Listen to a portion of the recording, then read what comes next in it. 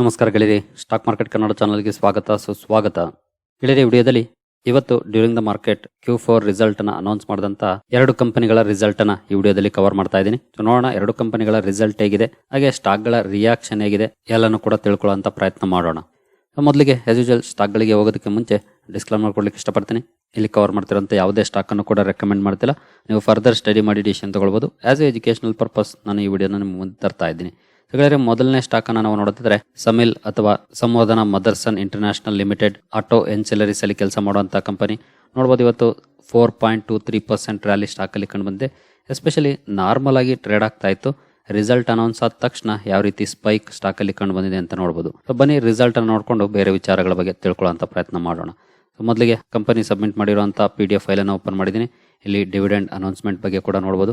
80 ಪೈಸೆ per share dividend ಕೂಡ announce ಮಾಡಿದೆ ಕಂಪನಿಯ ಕನ್ಸಾಲಿಡೇಟೆಡ್ ನಂಬರ್ಸ್ ಇರುವಂತಹ ಪೇಜ್ ಅನ್ನು ಓಪನ್ ಮಾಡಿದ್ದೀನಿ. ಇಲ್ಲಿ ಮೆನ್ಷನ್ ಮಾಡಿರುವಂತಹ ಅಮೌಂಟ್ ಎಲ್ಲಾನು ಕೂಡ ಕೋಟಿಗಳಲ್ಲಿದೆ. ಹಾಗೆ ಸೀಕ್ವೆನ್ಸ್ ಕೂಡ ನೋಡಬಹುದು. ಮಾರ್ಚ್ ಡಿಸೆಂಬರ್ ಮಾರ್ಚ್ ಇದೆ. ನಾವು ಕಂಪನಿಯ ಟೋಟಲ್ ಇನ್ಕಮ್ ಅನ್ನು ನೋಡೋದಾದ್ರೆ ಹಿಂದಿನ ವರ್ಷ ನೋಡಬಹುದು 22,551 ಕೋಟಿ ಇತ್ತು. ಹಿಂದಿನ ಕ್ವಾರ್ಟರ್ಲಿ 25,752 ಕೋಟಿ, ಈಗ 27,141 ಕೋಟಿ ಇದೆ.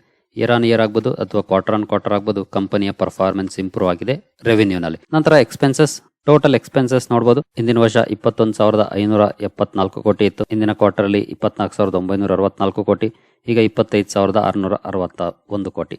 ಇನ್ಕಮ್ ಜಾಸ್ತಿ ಆದಾಗೆ ಎಕ್ಸ್ಪೆನ್ಸಸ್ ಕೂಡ ಜಾಸ್ತಿ ಆಗಿದೆ. ಇನ್ಕಮ್ ಇಂದ ಎಕ್ಸ್ಪೆನ್ಸಸ್ ಕಳೆದ್ಮೇಲೆ ನಮಗೆ PBT ಸಿಗುತ್ತೆ, ಅದು ಬಿಫೋರ್ ಎಕ್ಸೆಪ್ಷನಲ್ ಐಟಮ್ಸ್. ಕಂಪನಿಯ ಪ್ಯೂರ್ ಬಿಸ್ನೆಸ್ ಇಂದ ಬಂದಿರುವಂತಹ ಪ್ರಾಫಿಟ್ ಅಂತ ಹೇಳ್ಬೋದು. ಹಿಂದಿನ ವರ್ಷ ನೋಡಬಹುದು 977 ಕೋಟಿ ಇತ್ತು. ಹಿಂದಿನ ಕ್ವಾರ್ಟರ್ ಅಲ್ಲಿ 787 ಕೋಟಿ, ಈಗ 1,479 ಕೋಟಿ. ಇಲ್ಲೂ ಕೂಡ ಇಯರ್ ಆನ್ ಇಯರ್ ಆಗ್ಬೋದು ಅಥವಾ ಕ್ವಾರ್ಟರ್ ಆನ್ ಕ್ವಾರ್ಟರ್ ಆಗ್ಬೋದು, ಕಂಪನಿಯ ಪರ್ಫಾರ್ಮೆನ್ಸ್ ಇಂಪ್ರೂವ್ ಆಗಿದೆ. ನಂತರ ಕೆಲವೊಂದು ಎಕ್ಸೆಪ್ಷನಲ್ ಐಟಮ್ಸ್ ಇದೆ ನೋಡಬಹುದು. ಕೆಲವು ಕಡೆ ಪ್ಲಸ್ ಆಗಿದೆ, ಕೆಲವು ಕಡೆ ಮೈನಸ್ ಆಗಿದೆ. ಹಾಗಾಗಿ PBT ನಲ್ಲಿ ಮತ್ತೆ ಸ್ವಲ್ಪ ಚೇಂಜಸ್ ಆಗುತ್ತೆ. ತುಂಬಾ ಬಿಗ್ ಚೇಂಜಸ್ ಏನಲ್ಲ. ಇಲ್ಲಿ 76 ಕೋಟಿ ಆಡ್ ಆಗಿದೆ, ಇಲ್ಲಿ 64 ಕೋಟಿ, ಇಲ್ಲಿ 24 ಕೋಟಿ ಮೈನಸ್ ಆಗಿದೆ. ಈ ರೀತಿ ಪ್ಲಸ್ ಮೈನಸ್ ಆಗಿದೆ. ನಂತರ ಟ್ಯಾಕ್ಸ್ ಎಕ್ಸ್ಪೆನ್ಸಸ್ ಬರುತ್ತೆ. ಸೊ ಟ್ಯಾಕ್ಸ್ ಎಕ್ಸ್ಪೆನ್ಸಸ್ ಕಳೆದ ಮೇಲೆ ಕಂಪನಿಯ ಪ್ರಾಫಿಟ್ ಹೇಗಿದೆ ಅಂತ ನೋಡೋದಾದ್ರೆ ನೋಡಬಹುದು. ಹಿಂದಿನ ವರ್ಷ 699 ಕೋಟಿ ಇತ್ತು. ಹಿಂದಿನ ಕ್ವಾರ್ಟರ್ ಅಲ್ಲಿ 633 ಕೋಟಿ, ಈಗ 1,444 ಕೋಟಿ. ಕ್ಲಿಯರ್ ಆಗಿ ಇಯರ್ ಆನ್ ಇಯರ್ ಆಗ್ಬೋದು ಅಥವಾ ಕ್ವಾರ್ಟರ್ ಆನ್ ಕ್ವಾರ್ಟರ್ ಆಗ್ಬೋದು, ಕಂಪನಿಯ ಪರ್ಫಾರ್ಮೆನ್ಸ್ ಚೆನ್ನಾಗಿದೆ. ಸೊ ಮೋರ್ ದನ್ ಡಬಲ್ ಆಗಿದೆ. ಕ್ವಾರ್ಟರ್ಲಿ ಕೂಡ ಕಂಪೇರ್ ಮಾಡಿದ್ರೆ ಡಬಲ್ ಆಗಿದೆ, ಅದಕ್ಕಿಂತ ಜಾಸ್ತಿನೇ ಆಗಿದೆ. ಇಯರ್ಲಿ ಕೂಡ ಡಬಲ್ ಆಗಿದೆ ಪರ್ಫಾರ್ಮೆನ್ಸ್. ಓವರ್ ಆಲ್ ಪರ್ಫಾರ್ಮೆನ್ಸ್ ಚೆನ್ನಾಗಿದೆ ಅಂತಾನೆ ಹೇಳ್ಬೋದು ಈ ನೆಟ್ ಪ್ರಾಫಿಟ್ ಅನ್ನ ನೋಡಿದ್ಮೇಲೆ.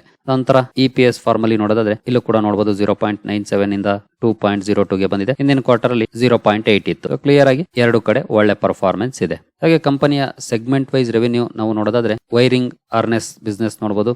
ಎರಡು ಕಡೆ ಒಳ್ಳೆ ಪರ್ಫಾರ್ಮೆನ್ಸ್ ಇದೆ, ಕ್ವಾರ್ಟರ್ಲಿ ಇಯರ್ಲಿ. ನಂತರ ಮಾಡ್ಯೂಲ್ಸ್ ಅಂಡ್ ಪಾಲಿಮರ್ ಪ್ರಾಡಕ್ಟ್ಸ್, ಇಲ್ಲೂ ಕೂಡ ಇಯರ್ಲಿ ಕ್ವಾರ್ಟರ್ಲಿ ಎರಡು ಕಡೆ ಒಳ್ಳೆ ಪರ್ಫಾರ್ಮೆನ್ಸ್ ಇದೆ. ವಿಷನ್ ಸಿಸ್ಟಮ್ಸ್ ಅಲ್ಲಿ ಇಲ್ಲೂ ಕೂಡ ಒಳ್ಳೆ ಪರ್ಫಾರ್ಮೆನ್ಸ್ ಇದೆ. ಇಂಟಿಗ್ರೇಟೆಡ್ ಅಸೆಂಬ್ಲೀಸ್ ಅಲ್ಲಿ ಫ್ಲಾಟಿಶ್ ಪರ್ಫಾರ್ಮೆನ್ಸ್ ಇದೆ. ಹಿಂದಿನ ವರ್ಷ ಇರಲೇ ಇಲ್ಲ ಇದರಲ್ಲಿ, ಹೊಸ ಸೆಗ್ಮೆಂಟ್ ಅಂತಾನೆ ಹೇಳ್ಬೋದು, ಬೇಕಿದ್ರೆ ಆಡ್ ಆಗಿದೆ. ಅಲ್ಲೂ ಕೂಡ ಫ್ಲಾಟಿಶ್ ಪರ್ಫಾರ್ಮೆನ್ಸ್ ಇದೆ. ಹಾಗೆ ಎಮರ್ಜಿಂಗ್ ಬಿಸ್ನೆಸಸ್ ಅಲ್ಲಿ ಒಳ್ಳೆ ಪರ್ಫಾರ್ಮೆನ್ಸ್ ಇದೆ. ಕ್ವಾರ್ಟರ್ಲಿ ಇಯರ್ಲಿ ಎರಡು ಕಡೆ ಒಳ್ಳೆ ಪರ್ಫಾರ್ಮೆನ್ಸ್ ಮಾಡಿದೆ. So over all Motherson Sumi wiring ನ ರಿಸಲ್ಟ್ ಅನ್ನು ನೋಡಿದ್ರೆ ಖಂಡಿತ ತುಂಬಾ ಒಳ್ಳೆ ಪರ್ಫಾರ್ಮೆನ್ಸ್ ಅನ್ನ ಕೊಟ್ಟಿದೆ Q4 ಅಲ್ಲಿ ಅಂತಾನೆ ಹೇಳ್ಬೋದು. ಹಾಗಾಗಿನೇ ಮಾರ್ಕೆಟ್ ಕೂಡ ಅದಕ್ಕೆ ಅಪ್ರಿಶಿಯೇಟ್ ಮಾಡಿದೆ. ಈಗಾಗಲೇ 4% ರ್ಯಾಲಿ ಮೂಲಕ. ಇನ್ ಕೇಸ್ ಡೌನ್ ಇಂದ ನಾವು ಕ್ಯಾಲ್ಕುಲೇಟ್ ಮಾಡಿದ್ರೆ ನೋಡಬಹುದು 5% ಗಿಂತ ಜಾಸ್ತಿ ಪಾಸಿಟಿವ್ ಇದೆ ಡೌನ್ ಇಂದ. ಓವರ್ ಆಲ್ ಒಳ್ಳೆ ಪರ್ಫಾರ್ಮೆನ್ಸ್, ಒಳ್ಳೆ ರಿಯಾಕ್ಷನ್ ಸ್ಟಾಕ್ ಅಲ್ಲಿ ಕಂಡು ಬಂದಿದೆ. ಹಾಗೆ ನಾನು ಈ ಸ್ಟಾಕ್ ಬಗ್ಗೆ ಸಾಕಷ್ಟು ಸಲ ಕವರ್ ಮಾಡಿದ್ದೀನಿ. ಪರ್ಸನಲಿ ನನ್ನ ಪೋರ್ಟ್ಫೋಲಿಯೋದಲ್ಲೂ ಕೂಡ ಈ ಸ್ಟಾಕ್ ಇದೆ. ತುಂಬಾ ದಿನದಿಂದ ಇದೆ, ತುಂಬಾ ಒಳ್ಳೆ ಲಾಭವನ್ನು ಕೂಡ ಕೊಟ್ಟಿದೆ. ತುಂಬಾನೇ ಲೋಯರ್ ಲೆವೆಲ್ ಇಂದ ಕೂಡ ಈ ಸ್ಟಾಕ್ ನನ್ನ ಪೋರ್ಟ್ಫೋಲಿಯೋದಲ್ಲಿ ಇದೆ. 1 ಲಕ್ಷ ಕೋಟಿ ಮಾರ್ಕೆಟ್ ಕ್ಯಾಪ್ ಇರುವಂತಹ ಸ್ಟಾಕ್. ಜೊತೆಗೆ ಈ ಕಂಪನಿ ಡಿಮರ್ಜರ್ ಕೂಡ ಮಾಡ್ತು. ಸಂವರ್ಧನ ಮದರ್ಸನ್ ಇಂಟರ್ನ್ಯಾಷನಲ್, ಹಾಗೆ ಇನ್ನೊಂದು ಕಂಪನಿ ಇದೆ ಮದರ್ಸನ್ ಸುಮಿ ವೈರಿಂಗ್. ಮದರ್ಸನ್ ಸುಮಿ ವೈರಿಂಗ್ ನ ಷೇರುಗಳು ನನಗೆ ಫ್ರೀ ಆಗಿ ಸಿಕ್ಕಿದೆ ಡಿಮರ್ಜ್ ಆದ ನಂತರ. ಸೊ ನಂತರ ಸ್ವಲ್ಪ ಅಂಡರ್ ಪರ್ಫಾರ್ಮೆನ್ಸ್ ಸ್ಟಾಕ್ ಅಲ್ಲಿ ಕಂಡು ಬಂದಿತ್ತು. ಈವನ್ ನಾನು 60 ರೂಪೀಸ್ ರೇಂಜ್ ಇಂದ ಕೂಡ ಈ ಸ್ಟಾಕ್ ಅನ್ನ ಕವರ್ ಮಾಡಿದ್ದೀನಿ. ನಾನು ಆ ವಿಡಿಯೋ ಕೂಡ ಒಂದ್ಸಲ ತೋರಿಸ್ತೀನಿ. ಲಾಸ್ಟ್ 1 ಇಯರ್ ಪರ್ಫಾರ್ಮೆನ್ಸ್ ಅನ್ನು ನೋಡಬಹುದು. 86% ರ್ಯಾಲಿ ಈ ಸ್ಟಾಕ್ ಅಲ್ಲಿ ಕಂಡು ಬಂದಿದೆ 1 ಇಯರ್ ಅಲ್ಲಿ.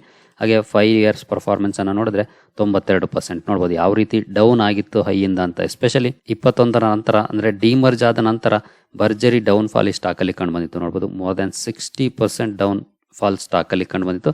ನಂತರ ಈಗ ಒಳ್ಳೆ ರಿಕವರಿಯನ್ನ ಮಾಡಿದೆ. ಇನ್ನು 21 ಲೆವೆಲ್ ಅನ್ನ ಬೀಟ್ ಮಾಡಿಲ್ಲ, ಸ್ಟಿಲ್ ಒಳ್ಳೆ ರಿಕವರಿ ಈಗಾಗಲೇ ಸ್ಟಾಕ್ ಅಲ್ಲಿ ಕಂಡು ಬಂದಿದೆ. ಬಿಸ್ನೆಸ್ ಅಲ್ಲೂ ಕೂಡ ಒಳ್ಳೆ ಪರ್ಫಾರ್ಮೆನ್ಸ್ ಬಂದಿದೆ. ಇದೇ ರೀತಿ ಬಿಸ್ನೆಸ್ ಅಲ್ಲಿ ಪರ್ಫಾರ್ಮೆನ್ಸ್ ಬರ್ತಾ ಇದ್ರೆ ಆಬ್ವಿಯಸ್ಲಿ ಈ ಲೆವೆಲ್ ಏನು ದೊಡ್ಡದಲ್ಲ ಮಾಡ್ಲಿಕ್ಕೆ.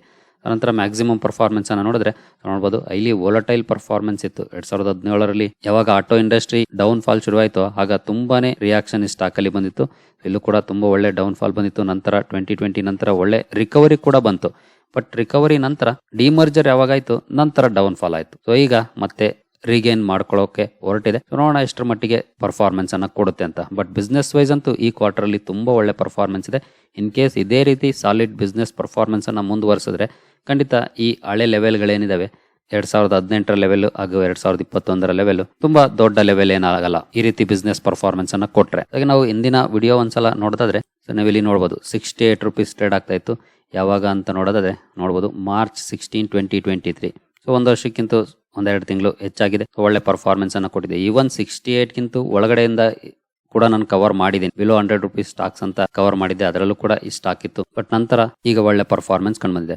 ನಂತರ ಈವನ್ 70-80 ರೂಪೀಸ್ ಇದ್ದಾಗಲೂ ಕೂಡ ಕವರ್ ಮಾಡಿದ್ದೆ ಸ್ಟಾಕ್ ಅನ್ನು. ಅದಕ್ಕೆ ಮುಂಚೆ ಕವರ್ ಮಾಡಿಲ್ಲ ಅಂತ ಏನಲ್ಲ, 70-80 ರೂಪೀಸ್ ಇದ್ದಾಗಿಂದ ಕೂಡ ಕವರ್ ಮಾಡಿದ್ದೆ.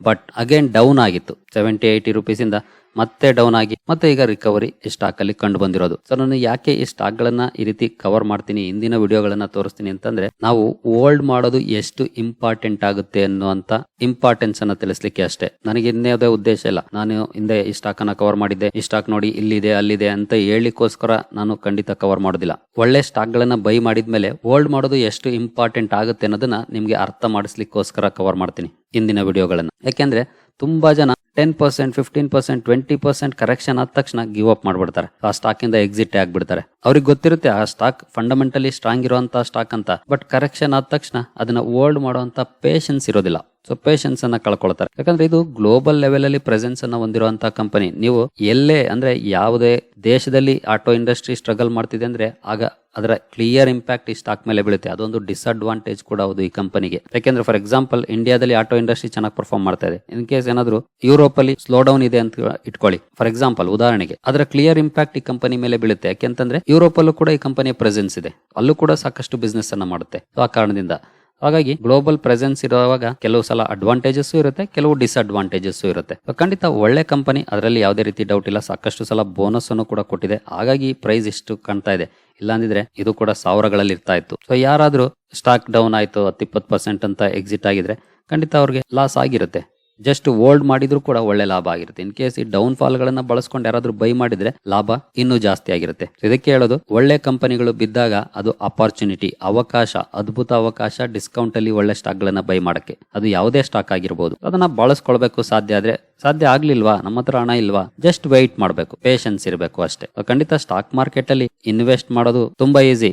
ಈಗಂತೂ ಅರ್ಧ ಗಂಟೆಲಿ ಅಕೌಂಟ್ ಓಪನ್ ಮಾಡಬಹುದು, ಒಂದಿನದಲ್ಲಿ ಆಕ್ಟಿವೇಟ್ ಆಗ್ಬಿಡುತ್ತೆ, ನೆಕ್ಸ್ಟ್ ಡೇ ಸ್ಟಾಕ್ ಅನ್ನ ಬೈ ಮಾಡಬಹುದು. ಅದು ಈಸಿ. ಆದ್ರೆ ಹೋಲ್ಡ್ ಮಾಡೋದಿದೆಯಲ್ಲ, ಸ್ಟಾಕ್ ಕರೆಕ್ಷನ್ ಆದಾಗ ಇದು ಚಾಲೆಂಜಿಂಗ್ ಜಾಬ್. ಅದನ್ನ ಖಂಡಿತ ಲಿಟ್ರಲಿ ಪ್ರತಿಯೊಬ್ರು ಮಾಡ್ಲೇಬೇಕು. ಮಾಡಿದ್ರೇನೆ ಮಾತ್ರ ಮಾರ್ಕೆಟ್ ಅಲ್ಲಿ ಒಳ್ಳೆ ಲಾಭವನ್ನ ಗಳಿಸಲಿಕ್ಕೆ ಸಾಧ್ಯ ಆಗೋದು. ಇಲ್ಲಾಂದ್ರೆ ಆಸ್ ಯೂಶುವಲ್ ಲಾಸ್ ಮಾಡ್ಕೊಳ್ತಾ ಇರ್ತೀವಿ. ಸೊ ಬನ್ನಿ ನೆಕ್ಸ್ಟ್ ಎರಡನೇ ಕಂಪನಿಯನ್ನ ನೋಡೋಣ. ಮೊದಲನೇ ಕಂಪನಿಗೆ ಸಾಕಷ್ಟು ಸಮಯ ತಗೊಂಡ್ಬಿಟ್ವಿ. ಸೊ ಮೊಜಗಾವ್ ಡಾಕ್ ಶಿಪ್ ಬಿಲ್ಡರ್ಸ್ ಇವತ್ತು ನೋಡಬಹುದು 10% ಗಿಂತ ಜಾಸ್ತಿ ರ್ಯಾಲಿ ಸ್ಟಾಕ್ ಅಲ್ಲಿ ಕಂಡು ಬಂದಿದೆ. ಮಾಮೂಲಿ ನಾರ್ಮಲ್ ಆಗಿ ಪಾಸಿಟಿವ್ ಆಗಿ ಟ್ರೇಡ್ ಆಗ್ತಾ ಇತ್ತು, ಒಳ್ಳೆ ಪರ್ಫಾರ್ಮೆನ್ಸ್ ಇತ್ತು. ರಿಸಲ್ಟ್ ಬಂತು, ರಿಸಲ್ಟ್ ಬಂದ ತಕ್ಷಣ ಪರ್ಫಾರ್ಮೆನ್ಸ್ ಡಬಲ್ ಆಯ್ತು. ಸೊ ಬನ್ನಿ ರಿಸಲ್ಟ್ ಅನ್ನ ನೋಡೋಣ ಹೇಗಿದೆ ಅಂತ. ಆಸ್ ಯೂಶುವಲ್ ರಿಸಲ್ಟ್ ಇರುವಂತಹ PDF ಫೈಲ್ ಓಪನ್ ಮಾಡಿದೀನಿ. ಕಂಪನಿ ಡಿವಿಡೆಂಡ್ ಏನಾದ್ರು ಅನೌನ್ಸ್ ಮಾಡಿದ್ಯಾ ಅಂತ ನೋಡೋದಾದ್ರೆ, ಸೊ ಎರಡನೇ ಪಾಯಿಂಟ್ ನೋಡಬಹುದು, recommendation of final dividend for the financial year 23-24 12 ರೂಪಾಯಿ 11 ಪೈಸೆ, 12 ರೂಪಾಯಿ 11 ಪೈಸೆ ಡಿವಿಡೆಂಡ್ ಅನೌನ್ಸ್ ಮಾಡಿದೆ ಕಂಪನಿ ಈ ಕ್ವಾರ್ಟರ್ಲಿ. ಇದು ಇಂಟರಿಮ್ ಡಿವಿಡೆಂಟ್ ಹಿಂದಿನದು, ಹಿಂದೆ ಅನೌನ್ಸ್ ಮಾಡಿ ಈಗಾಗಲೇ ಕೊಟ್ಟಿರುವಂತದ್ದು. ಅದಕ್ಕೂ ಕೂಡ ಅಪ್ರೂವಲ್ ಅನ್ನ ಈಗ ತಗೊಂಡಿದೆ ಅಷ್ಟೇ. ಸೊ ಈಗ ಅನೌನ್ಸ್ ಮಾಡಿದ್ರು 12 ರೂಪೀಸ್. ಇದು ಈಗ ಸಿಗುತ್ತೆ, ಇದಾಗ್ಲೇ ಸಿಕ್ಕಿದೆ, ಆಲ್ಮೋಸ್ಟ್ ಎಲ್ರಿಗೂ ಕೂಡ ಬಂದಿರುತ್ತೆ. ಇದು ಈಗ ಬರುತ್ತೆ ಮುಂದಿನ ದಿನಗಳಲ್ಲಿ. ಸೊ ಬನ್ನಿ ರಿಸಲ್ಟ್ ಅನ್ನ ನೋಡೋಣ. ಈಗಾಗಲೇ ಕನ್ಸಾಲಿಡೇಟೆಡ್ ನಂಬರ್ಸ್ ಇರುವಂತಹ ಪೇಜ್ ಅಲ್ಲಿ ಇದೀನಿ ನಾನೀಗ. ಇಲ್ಲಿ ಮೆನ್ಷನ್ ಮಾಡಿರುವಂತಹ ನಂಬರ್ಸ್ ಎಲ್ಲಾನು ಕೂಡ ಲಕ್ಷಗಳಲ್ಲಿದೆ. ಇಲ್ಲಿ ನೋಡಬಹುದು ಟೋಟಲ್ ಇನ್ಕಮ್ ನೋಡಬಹುದು 2,28,983 ಲಕ್ಷ ಇತ್ತು ಹಿಂದಿನ ವರ್ಷ. ಹಿಂದಿನ ಕ್ವಾರ್ಟರ್ಲಿ 2,63,000, ಈಗ 3,45,000. ಇಯರ್ ಆನ್ ಇಯರ್ ಆಗ್ಬೋದು ಅಥವಾ ಕ್ವಾರ್ಟರ್ ಆನ್ ಕ್ವಾರ್ಟರ್ ಆಗ್ಬೋದು. ಕಂಪನಿಯ ಪರ್ಫಾರ್ಮೆನ್ಸ್ ಬಿಸ್ನೆಸ್ ವೈಸ್ ತುಂಬಾ ಚೆನ್ನಾಗಿ ಅಪ್ ಆಗಿದೆ, ಅಂದ್ರೆ ರೆವಿನ್ಯೂ ನಲ್ಲಿ. ನಂತರ ಎಕ್ಸ್ಪೆನ್ಸಸ್, ಟೋಟಲ್ ಎಕ್ಸ್ಪೆನ್ಸಸ್ ನೋಡಬಹುದು 1,89,030 ಇತ್ತು ಹಿಂದಿನ ವರ್ಷ. ಹಿಂದಿನ ಕ್ವಾರ್ಟರ್ಲಿ 1,84,485, ಈಗ 2,60,373. ಇನ್ಕಮ್ ಜಾಸ್ತಿ ಆದಾಗ ಎಕ್ಸ್ಪೆನ್ಸಸ್ ಕೂಡ ಜಾಸ್ತಿ ಆಗಿದೆ. ಇನ್ಕಮ್ ಇಂದ ಎಕ್ಸ್ಪೆನ್ಸಸ್ ಕಳೆದ್ರೆ ನಮಗೆ PBT ಸಿಗುತ್ತೆ, ಬಿಫೋರ್ ಎಕ್ಸೆಪ್ಷನಲ್ ಐಟಮ್ಸ್ ನೋಡಬಹುದು. ಹಿಂದಿನ ವರ್ಷ 39,953 ಇತ್ತು, ಹಿಂದಿನ ಕ್ವಾರ್ಟರ್ಲಿ 78,623, ಈಗ 84,864. ಇಲ್ಲೂ ಕೂಡ ಇಯರ್ ಆನ್ ಇಯರ್ ಆಗ್ಬೋದು ಅಥವಾ ಕ್ವಾರ್ಟರ್ ಆನ್ ಕ್ವಾರ್ಟರ್ ಆಗ್ಬೋದು. ಕಂಪನಿಯ ಪರ್ಫಾರ್ಮೆನ್ಸ್ ಇಂಪ್ರೂವ್ ಆಗಿದೆ, ಅದನ್ನ ಕ್ಲಿಯರ್ ಆಗಿ ನಾವು ನೋಡಬಹುದು. ನಂತರ ಟ್ಯಾಕ್ಸ್ ಎಕ್ಸ್ಪೆನ್ಸಸ್ ಬರುತ್ತೆ. ಸೊ ಟ್ಯಾಕ್ಸ್ ಎಕ್ಸ್ಪೆನ್ಸಸ್ ಕಳೆದ ಮೇಲೆ ನಮಗೆ ಪ್ರಾಫಿಟ್ ಫಾರ್ ದ ಪೀರಿಯಡ್ ಬರುತ್ತೆ. ನೋಡಬಹುದು ಹಿಂದಿನ ವರ್ಷ 29,679 ಲಕ್ಷ ಇತ್ತು, ಹಿಂದಿನ ಕ್ವಾರ್ಟರ್ಲಿ 59,154 ಲಕ್ಷ, ಈಗ 62,685 ಲಕ್ಷ. ಇಯರ್ ಆನ್ ಇಯರ್ ಆಗ್ಬೋದು ಅಥವಾ ಕ್ವಾರ್ಟರ್ ಆನ್ ಕ್ವಾರ್ಟರ್ ಆಗ್ಬೋದು, ಕಂಪನಿಯ ಪರ್ಫಾರ್ಮೆನ್ಸ್ ತುಂಬಾ ಚೆನ್ನಾಗಿ ಇಂಪ್ರೂವ್ ಆಗಿದೆ. ಇಯರ್ ಆನ್ ಇಯರ್ ಅಂತೂ ಮೋರ್ ದೆನ್ ಡಬಲ್ ಆಗಿದೆ. ತುಂಬಾ ಒಳ್ಳೆ ಪರ್ಫಾರ್ಮೆನ್ಸ್ ಅನ್ನ ಕಂಪನಿ ಕೊಟ್ಟಿದೆ ಅಂತಾನೆ ಹೇಳ್ಬೋದು ಈ ಕ್ವಾರ್ಟರ್ಲಿ. ನಂತರ EPS ಅಲ್ಲಿ ನೋಡೋದಾದ್ರೆ ಇಲ್ಲ ಕೂಡ ನೋಡಬಹುದು 16.17, 31.08, ಈಗ 32.87. ಒಳ್ಳೆ ಪರ್ಫಾರ್ಮೆನ್ಸ್ ಓವರ್ ಆಲ್ ಕೊಟ್ಟಿದೆ. Overall Mazagon dock ship builders ಕೂಡ ತುಂಬಾ ಒಳ್ಳೆ ಪರ್ಫಾರ್ಮೆನ್ಸ್ ಅನ್ನ ಕೊಟ್ಟಿದೆ. ನಾನು ಈಗಾಗಲೇ ಸಾಕಷ್ಟು ಸಲ ಈ ಸ್ಟಾಕ್ ಅನ್ನ ಕವರ್ ಮಾಡಿದ್ದೀನಿ. ಇದು ಕೂಡ ಒಂದು ಸರ್ಕಾರಿ company. Especially ship building business ಅಲ್ಲಿ ಇರುವಂತಹ ಕೆಲವು ಕಂಪನಿಗಳಲ್ಲಿ ಇದು ಕೂಡ ಒಂದು. ನಿಮಗೆ ಗೊತ್ತಿದೆ, ಬೆರಳಿನಿಕೆ ಎಷ್ಟು ಕಂಪನೀಸ್ ಮಾತ್ರ ಈ ಸೆಗ್ಮೆಂಟ್ ಅಲ್ಲಿ ಕೆಲಸ ಮಾಡ್ತಾರೆ. ಅದರಲ್ಲಿ ಮಜಗಾವ್ ಡಾಕ್ ಕೂಡ ಒಂದು. ಮಾರ್ಕೆಟ್ ಕ್ಯಾಪ್ ಅನ್ನು ನೋಡಬಹುದು, 67,000 ಕೋಟಿ ಮಾರ್ಕೆಟ್ ಕ್ಯಾಪ್ ಇರುವಂತಹ ಸ್ಟಾಕ್. ಲಾಸ್ಟ್ 1 ಇಯರ್ ಪರ್ಫಾರ್ಮೆನ್ಸ್ ಅನ್ನು ನೋಡಿದ್ರೆ 300% ಗಿಂತ ಜಾಸ್ತಿ ಪಾಸಿಟಿವ್ ಪರ್ಫಾರ್ಮೆನ್ಸ್ ಅನ್ನು ಕೊಟ್ಟಿದೆ. 5 ಇಯರ್ಸ್ ಅಲ್ಲೂ ಕೂಡ ತುಂಬಾ ಒಳ್ಳೆ ಪರ್ಫಾರ್ಮೆನ್ಸ್ ಇದೆ. ಮ್ಯಾಕ್ಸಿಮಮ್ ಪರ್ಫಾರ್ಮೆನ್ಸ್ ಕೂಡ ಸೇಮ್ ಇದೆ. 2020 ಅಕ್ಟೋಬರ್ ಇಂದ ಇರುವಂತಹ ಕಂಪನಿ. ಇಲ್ಲಿವರೆಗೂ ಸಾಲಿಡ್ ಪರ್ಫಾರ್ಮೆನ್ಸ್ ಅನ್ನು ಕೊಟ್ಟಿದೆ ಕಂಪನಿ. ಇನ್ವೆಸ್ಟರ್ಸ್ಗೆ ಒಳ್ಳೆ ಲಾಭವನ್ನ ಕಂಪನಿ ಈಗಾಗಲೇ ಕೊಟ್ಟಿದೆ ಅಂತಾನೆ ಹೇಳ್ಬೋದು. ಜೊತೆಗೆ ತುಂಬಾ ದಿನ ಕನ್ಸಾಲಿಡೇಷನ್ ಫೇಸ್ ಅಲ್ಲಿ ಇರುತ್ತೆ, ನಂತರ ಒಂದು ರ್ಯಾಲಿ ಬರುತ್ತೆ, ಮತ್ತೆ ಒಂದಷ್ಟು ದಿನ ಕನ್ಸಾಲಿಡೇಟ್ ಆಗುತ್ತೆ, ಮತ್ತೆ ಒಂದು ರ್ಯಾಲಿ, ಮತ್ತೆ ಕನ್ಸಾಲಿಡೇಷನ್, ಮತ್ತೆ ಈಗ ರ್ಯಾಲಿ. ಈ ರೀತಿ ಪರ್ಫಾರ್ಮೆನ್ಸ್ ಅನ್ನ ಕೊಡುವಂತಹ ಕಂಪನಿ. ಬಿಸ್ನೆಸ್ ವೈಸ್ ತುಂಬಾ ಒಳ್ಳೆ ಪರ್ಫಾರ್ಮೆನ್ಸ್ ಇದೆ Q4 ಅಲ್ಲಿ. ಜೊತೆಗೆ ಲಾಂಗ್ ಟರ್ಮ್ ವಿಷನ್ ಇಟ್ಕೊಂಡಿದ್ರೆ ಖಂಡಿತ ಕಂಪನಿಯನ್ನ ಸ್ಟಡಿ ಮಾಡಬಹುದು. ಹಾಗೆ ಇದು ಕೂಡ ಸರ್ಕಾರಿ ಕಂಪನಿ ಆಗಿರೋದ್ರಿಂದ ರಿಸಲ್ಟ್ ಕೂಡ ವೇಟ್ ಮಾಡಬಹುದು. ಅಂದ್ರೆ ಎಲೆಕ್ಷನ್ ರಿಸಲ್ಟ್ ಗೆ ನಾನು ಹಿಂದೆ ಸಾಕಷ್ಟು ಸಲ ರಿಪೀಟ್ ಮಾಡಿದೀನಿ. ನೀವು ರಿಸ್ಕ್ ತಗೊಳ್ಳೋದಾದ್ರೆ, ಹೈ ರಿಸ್ಕ್ ತಗೊಳ್ಳೋದಾದ್ರೆ ಎಸ್ಪೆಷಲಿ ಅದರಲ್ಲೂ ಯಾವಾಗ ಬೇಕಾದ್ರೂ ಬೈ ಮಾಡಬಹುದು. ರಿಸಲ್ಟ್ ಗೆ ಮುಂಚೆ ಕೂಡ ಕಂಪನಿಗಳನ್ನ ಸ್ಟಡಿ ಮಾಡಿ ಅಂತ ಹೇಳಿದೀನಿ. ಹಾಗೆ ರಿಸ್ಕ್ ಬೇಡ ಅನ್ನೋರು ಜೂನ್ 4ನೇ ತಾರೀಕು ರಿಸಲ್ಟ್ ಅನ್ನ ನೋಡ್ಕೊಂಡು 5ರ ನಂತರ ಡಿಸಿಷನ್ ತಗೊಳ್ಬಹುದು. ಹಾಗೆ ಅವತ್ತೇನಾದ್ರೂ ರ್ಯಾಲಿ ಬಂದ್ರೆ ನಡೆಯುತ್ತೆ, ಯಾಕಂದ್ರೆ ನಮಗೆ ರಿಸ್ಕ್ ಬೇಡ ಅಂದ್ರೆ ಒಂದಷ್ಟು ಲಾಭವನ್ನು ಕಳ್ಕೊಳ್ಳೋಕ್ಕೂ ರೆಡಿ ಇರಬೇಕಾಗುತ್ತೆ. ಇನ್ ಕೇಸ್ ಅನ್ಎಕ್ಸ್ಪೆಕ್ಟೆಡ್ ರಿಸಲ್ಟ್ ಬಂದ್ರೆ ಅಬ್ವಿಯಸ್ಲಿ ನಮಗೆ ಲಾಭ ಇದ್ದೇ ಇರುತ್ತೆ, ಯಾಕಂದ್ರೆ ಬೈ ಮಾಡೋ ಬದಲಿಗೆ ವೇಟ್ ಮಾಡಿರ್ತೀವಿ. ಸ್ಟಾಕ್ ಕೆಳಗಡೆ ಹೋಗುವಂತ ಸಂಭವನೀಯತೆಯಿಂದ ದೂರ ಇರ್ತೀವಿ. ಹಾಗಾಗಿ ಅಡ್ವಾಂಟೇಜ್ ಡಿಸ್ಅಡ್ವಾಂಟೇಜ್ ಎರಡೂ ಇರುತ್ತೆ. ಬಟ್ ಎಲ್ಲಾನು ಕೂಡ ಡಿಪೆಂಡ್ ಆಗೋದು ನಿಮ್ಮ ರಿಸ್ಕ್ ಟೇಕಿಂಗ್ ಎಬಿಲಿಟಿ ಮೇಲೆ. ಅದ್ರ ಕಡೆ ಗಮನ ಕೊಡಬಹುದು. ಈ 2 ಸ್ಟಾಕ್ ಗಳನ್ನ ನಾಳೆ ಕೂಡ ಅಬ್ಸರ್ವ್ ಮಾಡಬಹುದು. ಇವತ್ತು ಡ್ಯೂರಿಂಗ್ ದ ಮಾರ್ಕೆಟ್ ರಿಸಲ್ಟ್ ಬಂದಿರೋದ್ರಿಂದ ಈಗಾಗಲೇ ರಿಯಾಕ್ಷನ್ ಬಂದಿದೆ. ಸ್ಟಿಲ್ ನಾಳೆ ಕೂಡ ಅಬ್ಸರ್ವ್ ಮಾಡಬಹುದು. ಸರಿ ಗೆಳೆಯರಿ, ಈ ವಿಡಿಯೋ ನಿಮಗೆ ಇಷ್ಟ ಆಗಿದೆ ಅಂದ್ಕೊಳ್ತೀನಿ. ಮುಂದಿನ ವಿಡಿಯೋದಲ್ಲಿ ಸಿಗೋಣ. ಅಲ್ಲಿವರೆಗೂ ಜೈ ಹಿಂದ್, ಜೈ ಕರ್ನಾಟಕ.